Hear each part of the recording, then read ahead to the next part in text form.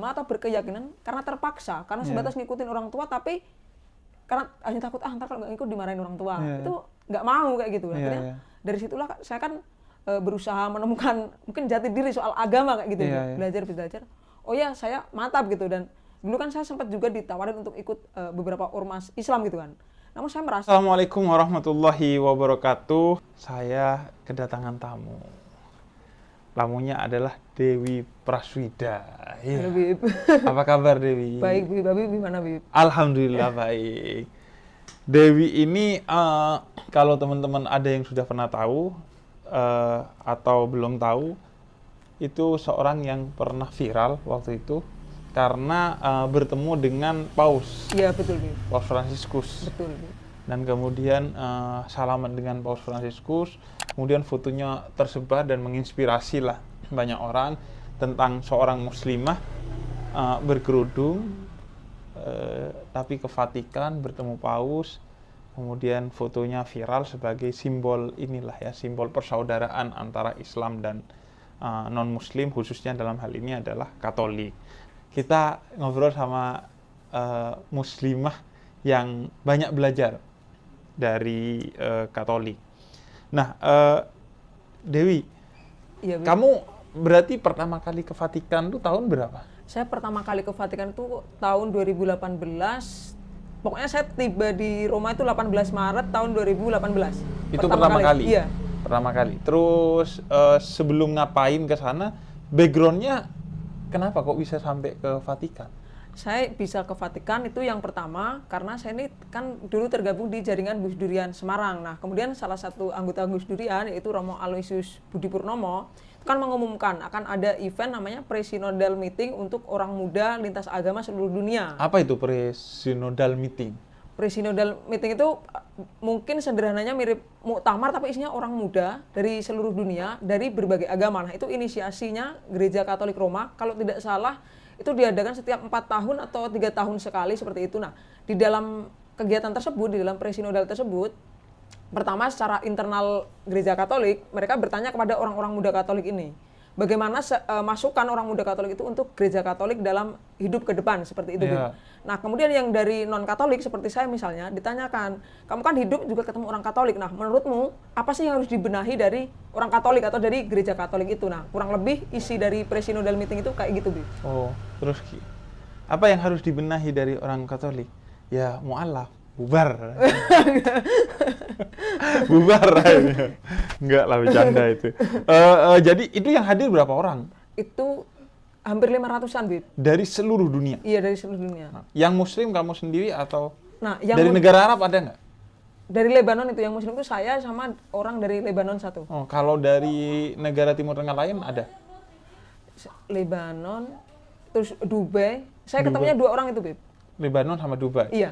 Oh, tapi mungkin kamu juga ketemu dengan utusan dari negara Timur Tengah yang lain. Mungkin ada tapi kamu Iya, mungkin ada tapi saya nggak ketemu karena kan ratusan orang dan iya. Tapi minimal Dubai hadir. Iya, Dubai Lebanon sama hadir Lebanon dan hadir. ketemu sama kamu. Iya. Malah satu kamar itu yang Dubai sama Lebanon, Bib. Sama Oh, saya. Oh, gitu. Oke.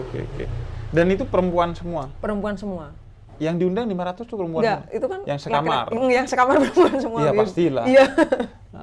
Cuman ininya apa, yang diundang cowok-cewek? Cowok-cewek semua. Bahkan mohon maaf dengan teman-teman yang difabel pun juga diundang.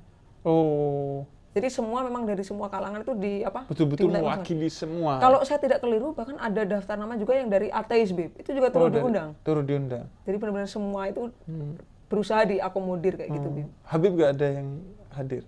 Habib kayaknya nggak ada. Nggak ada ya? Nanti saya hadir lah. Terus, jadi 500. Sebelumnya kamu memang kuliah di bidang agama? Santri atau gimana kok bisa ke Gus Durian? Enggak, Bib. Jadi gini, saya tuh lahir dari keluarga yang tidak agamis. Saya ngaji tuh ya sebatas dari masjid di dekat rumah kayak gitu, dan dari sekolah karena ada pelajaran agama kayak gitu, Bib, dan sambil baca-baca. Namun saya ini kan sejak kecil memiliki kayak keganjalan di hati gitu loh, ketika orang-orang tuh mengatakan mengucapkan selamat Natal itu haram. Itu bagi saya pribadi tidak masalah dengan teman-teman yang menganggap mengucapkan selamat Natal itu haram. Namun kan efek dari larangan ucapan selamat Natal itu kan sangat besar, Bib. Itu kan tidak sebatas berhenti di titik tidak mengucapkan terus selesai kan enggak. Itu akan nanti saling olok-mengolok kan Iya. antar agama, saling mengolok-olok tokoh agama masing-masing Iya. atau panutan agama masing-masing kayak gitu kan. Itu yang menjadi keganjalan saya. Namun kan seiring berjalannya waktu, saya kan sampai lulus kuliah itu kan belum punya wadah. Baru setelah saya wisuda S1, kurang lebih akhir tahun 2017, ada salah satu teman saya itu Kristen, Protestan, ditunjuk jadi koordinator Gus Durian di kampus saya S1 dulu, Bib. Nah, mungkin kan Jurusan S1-mu apa? geografi, Bib. Iya. Namun kan saya cenderung seneng yang sosial gitu ya, Bib, ya. Mungkin barangkali Terus? bisa nyambung. Nah, teman saya itu kan cukup kesulitan mencari anggota ya, karena orang Kristen jadi koordinator jaringan Gus Durian gitu. Iya. Siapa yang percaya ada orang Kristen dan mungkin kan orang kenal Gus Dur itu identiknya mungkin NU, Gus Dur NU, Islam dan sebagainya. Kiai. Kiai kayak gitu juga kan, Bib. Nah, akhirnya saya diajak teman saya itu dulu tuh seenggaknya buat apa ya? Lengkap grup WhatsApp jaringan Gus Durian di kampus ngisi tersebut. grup WhatsApp. Biar bernama grup ya. Iya. Harus kan ada 2 orang ya Biar untuk ada- syarat disebut grup Iya, ya. biar ada anggotanya terus sampai akhirnya naik level gitu, Bib, ya. Dari Gus Durian tingkat kampus masuk ke Gus Durian Semarang. Kayak gitu, Bib. Oh, wilayah Nah, Semarang. ketika masuk Gus Durian itu, saya tuh merasa, oh ini wadah yang tepat untuk saya gitu loh. Karena di jaringan Gus Durian, apapun keyakinan kita, apapun, bahkan misal sesama Islam namun memiliki ormas Latar yang belakang berbeda, latar berbeda. belakang yang berbeda, itu tidak masalah, tetap bisa menyampaikan unek-unek kita, menyampaikan aspirasi kayak gitu kan. Iya. Kayak Nah, gitu. itu di Gus Durian. Iya. Terus akhirnya ke Vatikan dari Iya. sana. Itu karena kamu Gus Durian. Karena saya mendaftar kan. Iya, mendaftar di infonya di Iya, jaringan di Gus grup Gus Durian, betul. Kemudian mendaftar. Betul. Sebelum ke sana, kamu yakin orang tuamu mengizinkan kamu ke Vatikan waktu itu? Saya yakin orang tua saya mengizinkan karena memang saya kan lahir dari latar belakang keluarga yang beragam, Bib. Bahkan di satu keluarga besar itu yang penghayat kepercayaan pun ada, sehingga memang selama hal itu positif, orang tua itu tidak pernah melarang kayak gitu. Dan Yang non Muslim ada, maksudnya di luar penghayat. ada yang Kristen Protestan ada, yang Katolik Roma ada. Oh gitu. Terus jadi menurut kamu biasalah berkunjung ke Betul. Vatikan ya untuk dari keluarga yang seperti itu. Ya, dan tidak akan ada dugaan misal, oh kamu nanti di sana dikristenkan loh dan sebagainya, tidak ada pikiran seperti itu dari keluarga. Dari keluarga. Akhirnya berangkat tahun 2018. Iya, 2018 itu yang Berapa pre-synod lama ini. itu? Itu 10 hari, Bib, 10 hari. yang pre-synod. Kemudian bahasa pengantarnya? Bahasa Inggris, Bib. Oh, bahasa Inggris. Terus yang didapat apa dari 10 hari? Atau yang kamu usulin dulu? Wah, ini menarik. Jadi kalau Kamu ngusulin apa?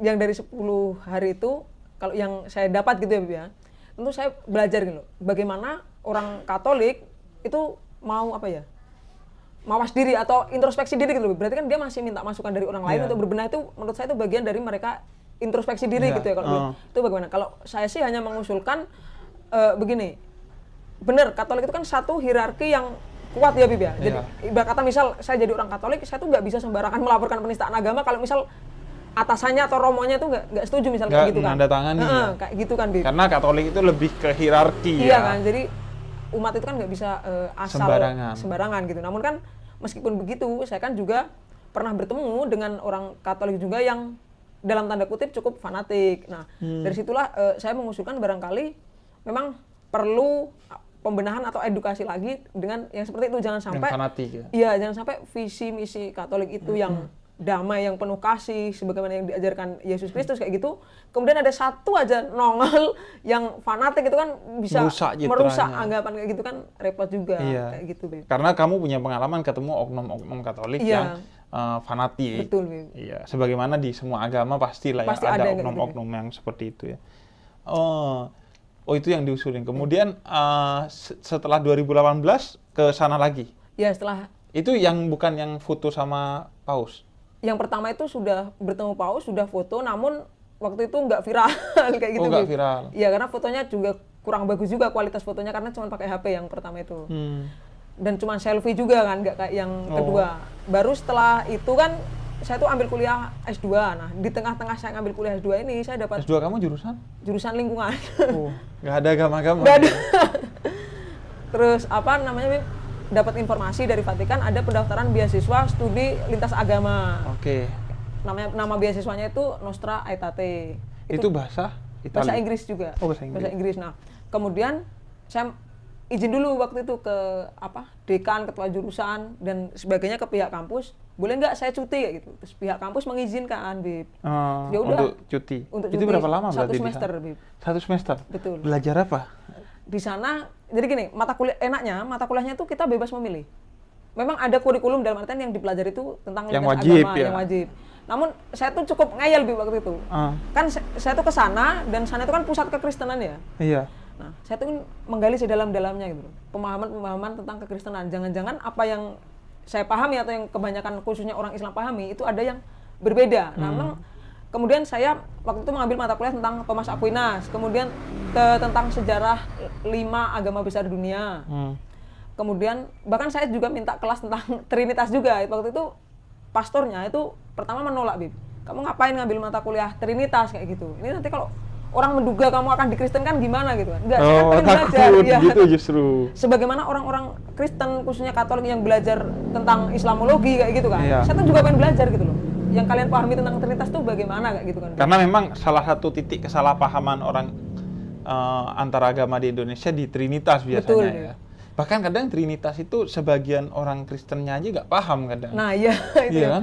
Akhirnya itu, dan ada satu hal sederhana yang ini, Bib, yang juga sering menjadi perdebatan di Indonesia khususnya antara sebagian orang Islam dan orang Kristen kayak gitu. Namun ternyata setelah saya pelajari, kemudian saya juga ngobrol sama orang Kristen itu sendiri, memang justru pemahaman sebagian orang Islam itu yang keliru. Ini bukan soal dogma, namun gini, yang soal Trinitas tadi ya, Bib ya. Kan kalau orang Kristen ini kan memahami Trinitas itu kan Allah Bapa, Putra, dan Roh Kudus. Nah, sebagian orang Islam itu kan ada yang meyakini kalau Trinitas itu Allah Bapa, Putra, dan Allah Ibu, Bunda Maria. Bunda Maria. Iya, pemahaman yang bahwa yang satunya ini Bunda Maria ini kan tidak boleh diteruskan, karena ini tidak sebagaimana yang dipahami oleh orang Kristen kayak gitu. Nah, akhirnya pemahaman yang keliru ini kan akhirnya menimbulkan terus kesalahpahaman. Yang satu ngotot harus benar. Nah, yang satu mereka saya tuh nggak ngimani kayak gitu. Iya. Itu kan repot juga ya. Gitu ya. Iya, itu saya ternyata kayak gini. Jadi iya, ada hal sederhana masuk, itu loh. Iya, itu masuk akal banget. Saya sering cerita tuh.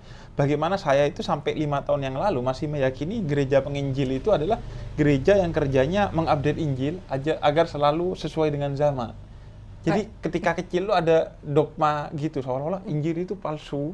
Jadi harus terus di-upgrade. Iya. Makanya ada gereja penginjil. Padahal saya baru tahu beberapa tahun yang lalu bahwa gereja penginjil itu gereja pendakwah sebenarnya. Hanya istilahnya penginjil gitu. Penginjil, istilahnya penginjil, maksudnya pendakwah Injil. Jadi memang ada hal-hal yang dasar sekali, tapi kita salah paham karena kurangnya referensi itu ya. Dan tidak mau belajar ke penganutnya langsung kan, Bib? Iya, karena khawatir kan jadi Kristen. Nah itu, kamu 1 semester di sana, terus nggak jadi Katolik? Enggak, jadi justru ketika saya ini mempelajari kekristenan, khususnya adalah kekatolikan, saya tuh malah justru semakin tertarik belajar kekatolikan itu dari sudut pandang ilmu pengetahuan, Bib. Bukan sudut pandang bagaimana cara beriman gitu loh. Kalau soal iman, meskipun saya ini nggak nampak beriman gitu ya, namun saya sudah mantap dengan apa yang saya yakini sekarang. Saya mantap menjadi orang Islam yang non-sektarian. Dalam artian non-sektarian kan saya tidak masuk ke ormas apapun gitu loh, Bib. Saya nyaman dengan cara berislam saya sendiri, meskipun beberapa orang mengatakan cara Islam saya ini keliru, tidak sesuai akidah, tidak sesuai ajaran dan sebagainya. Namun selama kan visi misi Islam itu kan menjadi rahmat bagi semesta alam ya.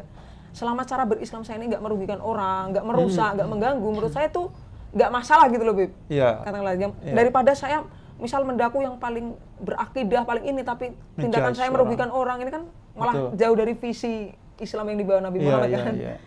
Jadi bahkan kerudungnya nggak lepas loh, bayangin. Kalau Anda mikir, di sana dikristenisasi, bahkan Mbak Dewi kerudungnya tetap kokoh loh, walaupun 1 semester. Dilepasnya di rumah doang, iya dong. Pas tidur pasti dilepas. Jadi kalau ada orang yang khawatir itu kan kristenisasi, kalau ngobrol sama mereka kita keikut. Dewi ini sebenarnya simbol lah ya, bahwa enggak kok, aman-aman aja. Di sana gimana ceritanya? Maksudnya jadi justru mereka yang khawatir ya? Iya, jadi gini, saya kan tinggal di satu komunitas namanya itu Lay Center. Itu juga satu pekarangan dengan Pastoran Pasionis namanya, Ordo Pasionis itu kan. Apa itu Pastoran Pasionis? Pastoran Pasionis itu kan isinya para pastor yang dari Ordo Pasionis itu. Gitu kan. Kamu tinggal di daerah sana? Satu pekarangan itu sama itu. Satu pekarangan. Itu di Vatikan semua? Di depan Kolosium, saya tinggalnya, di kota Roma jadinya. Nah, satu komunitas itu ada yang mahasiswa itu 24 orang, Bib. Yang lainnya itu Katolik Roma sama Kristen Ortodoks. Yang Islam kan saya sendiri. Cerita menariknya waktu itu bulan Ramadan kan, Bib. Saya kan sendirian Seperti puasa. sekarang ini. Ada hal yang menurut saya itu lucu juga gitu teman-teman saya. Kan dapur itu kan di lantai 1. Nah, kamar tidur para mahasiswa itu di lantai 4. Karena lantai 2 sama lantai 3 itu kan dipakai yang para pastor pasionis itu, Bib. Saya tuh mau bawa piring, Bib, dari dapur. Mau buka puasa ke atas. Itu nggak boleh sama teman saya. Katanya kamu kan nggak makan sehari, nanti pingsan kayak gitu, Bib. Jadi karena teman saya kan belum pernah mengalami puasa kayak kita. Karena kan. teman kamu apa agamanya? Itu Katolik Roma sama Kristen Ortodoks. Oh. Mereka sekalipun takut mereka pingsan ada katanya. puasa, iya, ada puasa kan tapi berbeda kan Bib, Iya, kayak iya. kita yang seharian nggak makan, takut pingsan. Terus mereka tuh malah justru saling berebut menemani saya buka puasa dan sahur gitu loh, Bib. Namun karena sahur itu kan waktunya mereka tidur, saya bilang, saya sahurnya tak sendiri di kamar aja, saya bilang gitu aja gitu. Karena kan saya juga sungkan juga udah buka puasa ditemani, sahur ditemani gitu. Bahkan sampai lebaran ya, Bib. Kan mereka nggak bisa bikin apa? Ketupat gitu, Bib. Mereka tuh pada bikin kue gitu loh untuk merayakan lebaran itu bareng-bareng kayak gitu. Dan sahur nggak ada patrol ya? Nggak ada. Bahkan saya puasa di Patrol sana. sahur di Vatikan nggak ada dong. Saya puasa di sana gitu. Setiap hari melihat warung tetap buka. Teman-teman saya minum bir, minum es itu juga seger-seger aja ya. Biasa, nggak ada yang heboh gitu loh. Iya, karena kita berdaulat dengan iman kita ya. Jadi kemudian kalau menurut kamu, kalau buat orang yang khawatir dengan sampai sekolah ke Vatikan itu bikin kita bisa terkontaminasi iman kita, bahkan bisa runtuh karena dikristenisasi. Apa yang bisa kamu bilang? Kalau menurut saya, sebelum pertama kalinya kita harus malu dengan orang Kristen. Kita tahu, kalau sebatas belajar kemudian takut menjadi Kristen atau takut imannya luntur, Gereja Katolik Roma itu punya lembaga pendidikan Islam itu banyak loh. Di Mesir mereka punya, di Roma saya kan salah satu kampusnya tempat saya belajar itu ada institut pendidikan itu mengkaji keislaman. Tapi itu untuk orang Katolik, untuk para calon pastor. Dan saya mengalami belajar di situ. Jadi memandang agama Islam dari sudut pandang orang Katolik. Nah, mereka saja tuh mempelajari Islam itu sampai bikin sekolah loh, sampai punya sekolahan sendiri loh. Bahkan teman saya yang mengambil Islamologi, itu mereka tidak boleh masuk ke pelajaran agama Islam sebelum lulus bahasa Arab. Jadi pada kursus bahasa Arab dulu di Mesir 1 tahun atau 1 semester, baru boleh belajar apa itu syahadat, apa itu rukun Islam. Sedangkan kita, misalnya saya orang Islam sendiri, lahir itu kan udah diajarin, oh ini sholat, ini. Bahkan bahasa aslinya agama saya kan saya nggak pernah mendalami gitu kan. Itu hanya orang-orang tertentu yang belajar kayak gitu. Itu menurut saya poin penting gitu loh.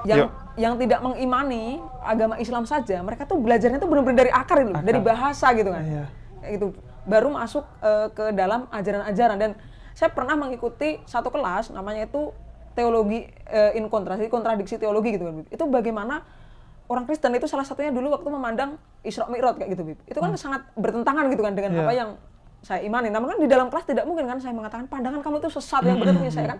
Itu kan memang kampus itu diperuntukkan untuk orang Kristen kayak gitu kan. Jadi ya sudut pandangnya kan sudut pandang mereka. Namun ketika saya memberi masukan, itu kan diterima gitu loh, Bib, dihargai gitu. Nah, poinnya kemudian ketika masih ada yang takut untuk belajar agama lain, justru kita tuh harus belajar agama lain itu jangan cuman misalnya gini, belajar soal Yesus itu jangan cukup dari Al-Quran. Kita juga harus terjun bagaimana Yesus itu dipandang oleh orang Yahudi, orang Kristen. Jadi mantap gitu, Bib. Jadi jangan asal gini. Ketika kita menjustifikasi, jangan asal. Lah pokoknya kata Al-Quran tuh kayak gini kan, itu nggak cukup, Bib. Iya, itu penting untuk keimanan kita ya. Tapi untuk kita bisa edukasi, toleransi ke orang lain, kemudian bisa tidak salah paham kepada orang lain, tidak mudah judge ini dan itu kepada orang lain, dia perlu saling belajar. Minimal ya untuk toleransi lah ya, untuk kita tahu bahwa mereka itu punya argumen juga yang kemudian kita saling menghormati. Karena kan biasanya tak kenal maka tak sayang kan, nggak akan bisa toleran secara tulus kalau nggak saling kenal. Biasanya kan orang itu kalau nggak punya referensi dia akan membenci sesuatu itu. Iya, pokoknya kalau dalam imanku itu dikatakan haram ya pokoknya harus haram, pokoknya nggak mau tahu kan. Biasanya kan kayak gitu ya, Bib. Kadang bikin apa ya, menurut saya itu kadang bikin gemes juga gitu, karena kan dalam pandangan saya, Bib, ya nanti kalau keliru koreksi ya, Bib. Agama itu kan bukan soal bagaimana cara kita beribadah, bagaimana cara kita mengumpulkan pahala, menghindari dosa. Namun dalam agama menurut saya itu juga ada kisah sejarah, juga ada pengetahuan-pengetahuan yang bisa digali lagi kan dengan berbagai sudut pandang. Bahkan dari sudut pandang bahasa itu kan agama juga bisa dikaji kan gitu. Iya, iya. Iya, jadi agama tentang ibadah, tentang lain sebagainya itu terkait doktrin yang kita imani. Tapi di sisi lain kan meskipun Al-Quran itu bukan kitab sejarah, Al-Quran itu bukan kitab sains, tapi kan Al-Quran bicara sains, bicara sejarah, yang itu bisa jadi ilmu pengetahuan. Betul kan. sekali. Dan karena itu ilmu pengetahuan perlu di-compare dengan perspektif lain atau sumber-sumber lain, termasuk di Injil dan lain sebagainya, Perjanjian Lama, Perjanjian Baru, dan lain sebagainya. Oke, terus itu ketemu Paus yang kedua kalinya ketika mau pulang? Iya, Bib. Ketika mau pulang? Kalau nggak salah itu hari Rabu, terus Kamisnya saya ambil file fotonya, Jumatnya saya kembali ke Indonesia. Itu berkesan banget ya, kamu sampai ingat harinya. Iya, jadi gini Bib, itu ceritanya kan memang sudah dijanjikan sejak awal, nanti kalau selesai itu dapat tiket ketemu Paus. Karena kan nggak semua orang bisa dapat tiketnya kan, Bib, untuk ketemu Paus itu. Nah, waktu itu hari Selasa, sampai jam makan siang itu, tiket itu belum datang, Bib. Nah, karena menurut panitianya, biasanya kalau yang benar-benar dapat tiket itu pagi, jam 9 lah lama-lamanya tuh, tiket untuk bertemu Paus tuh udah ada di pos Satpam Dewan Kepausan untuk dialog lintas agama. Saya tuh sampai jam makan siang ya, Bib. Belum datang. Terus saya, ya udah paling nggak jadi ketemu, udah pasrah meskipun kok nggak jadi ya, maksudnya kayak gitu kan. Iya. Akhirnya saya tuh sama Romo Markus itu dari Dewan Kepausan untuk dialog lintas agama, kami makan siang bersama. Setelah makan siang, kami balik lagi ke kantor itu, belum ada lagi suratnya, Bib. Akhirnya saya memutuskan pulang saja naik bis. Nah, di tengah-tengah perjalanan suratnya itu baru datang, Bib. Wah, beneran nih kayak gitu kan. Nah, akhirnya pulang naik bis rencananya kemana? Naik bis pulang ke rumah di sana apa? Ke komunitas di sana itu loh, Bib. Oh, kan itu saya dari Vatikan ke Roma kan. Setelah itu di tengah jalan dikabari di WA, tiketnya datang. Udah seneng banget kan, Bib. Balik lagi? Enggak, kan besok ketemunya kan hari ketemunya besok. Kan Selasa terus Rabu. Nah, itu pun Rabu pagi itu juga ada rumor katanya Pausnya itu masuk angin, jadi nggak jadi keluar. Itu kan sempat, aduh ini aku, jadi saya tuh udah jam 7 ya, Bib, itu udah datang di halaman Basilika Santo Petrus itu, udah nunggu Paus. Itu kan sampai hampir halaman siang. Basilika itu yang biasanya Paus keluar dari atas itu? Enggak, bukan. Yang halamannya, Bib, yang di luar. Itu kan yang di luar. Terus yang Paus biasanya muncul dari atas gitu. Iya, itu yang kelihatan kan. Nah, itu di halaman itu. Ya, di halaman itu. Nah, kemudian pagi kok ini. Nah, tiba-tiba udah menyerah gitu ya, udah panas-panas dari pagi kok nggak jadi gitu kan. Tiba-tiba Pausnya muncul kayak gitu kan. Oh, kamu udah nunggu tuh, orang-orang udah menunggu. Udah orang-orang banyak banget yang nunggu itu, Bib. Terus ketemu Paus? Ketemu. Pausnya kan datang gitu kan. Kamu satu-satunya yang berkerudung di kerumunan itu? Yang lainnya yang berkerudung itu suster, Bib. Oh iya, berkerudung juga ya, tapi beda kerudung. Terus Paus nyamperin kamu? Iya kan, Paus itu memang bener-bener, jadi yang barisan paling depan itu pasti dijabat tangan sama Paus. Jadi tiket itu kan ada kelas-kelasnya gitu ya. Bukan paling depan, belakang. Iya. Semacam. Nah, saya dapat yang di depan kan. Oh, itu depan, belakang gitu? Iya. Yang depan berarti disalamin? Iya, kalau yang belakang kan tangannya Paus sudah nggak nyampe lagi. Iya. Terus sampai Paus itu tiba di depan saya, kan saya jabat tangan gitu. Itu ya beberapa detik, namun bagi saya cukup lama sih, daripada yang lain itu kan hanya berjabat selesai. Nah, pas di depan saya katakan gitu, Paus, saya ini Muslim dari Indonesia, saya bilang kayak gitu. Terus Paus mengatakan iya gitu. Terus saya katakan, saya doakan dong untuk kayak perdamaian untuk Indonesia dan dunia gitu. Terus Paus itu kan mengatakan yes I do gitu. Berarti kan dia kan mendoakan kayak gitu kan dia. Iya. Ya udah gitu. Setelah itu, setelah foto saya upload itu baru gempar-gemparnya itu, Bib. Baru kemudian banyak menginspirasi lah ya. Namun kan di sisi lain juga menimbulkan kesalahpahaman juga kan, Bib? Iya. Bagi sebagian orang kayak gitu. Bagi sebagian orang kan, padahal ya tujuannya untuk membangun hubungan harmoni di antara Muslim dan Katolik, khususnya secara umum dengan umat beragama lain lah ya. Terus kalau kamu cerita di sana, Vatikan. Jadi Vatikan itu apa aja yang kamu datengin di Vatikan? Kalau di dalam negara Vatikan itu sendiri yang saya datangi jelas Basilika Santo Petrus itu ya, Bib. Itu gereja tertuanya. Gereja terbesar kayaknya, Bib. Kalau ya, tertua saya kurang bisa memastikan, itu katanya Basilika terbesar kan di situ. Kalau tempatnya Paus itu gereja itu. Di belakangnya itu ada rumah untuk tempat tinggal Paus. Apartemen apa ya nyebutnya?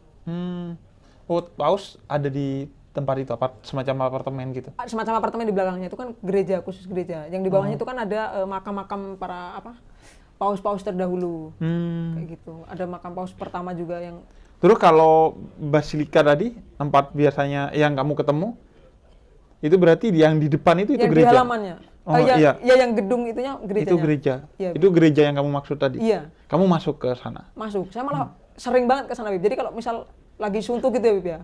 Kan kalau kayak misal Koloseum itu kan setiap hari saya lewat gitu ya, Bib ya. Wisata lain juga sering lewat. Saya biasanya kalau lagi bosen apa itu datang aja ke Vatikan, masuk sendiri muter-muter aja kayak gitu. Boleh aja. Boleh aja, Bib. Nggak dicurigai ini berkerudung. Saya tuh pernah hanya karena ini, dulu bawa potongan kuku sama air minum, itu memang pernah ditahan dulu gitu. Karena kan mereka khawatir potongan kuku itu kan senjata tajam juga ya, Bib ya. Betul, di bandara aja nggak boleh itu iya kan. Melukai dan sebagainya kayak gitu. Terus masuk ke gereja. Kemudian berarti gereja itu besar banget. Besar banget itu, Bib. Berapa kira-kira tuh buat berapa ribu orang di sana? Kalau 2000 bisa lebih ya, Bib ya. Itu besar bener-bener. Itu besar setiap minggu ada ibadah di sana.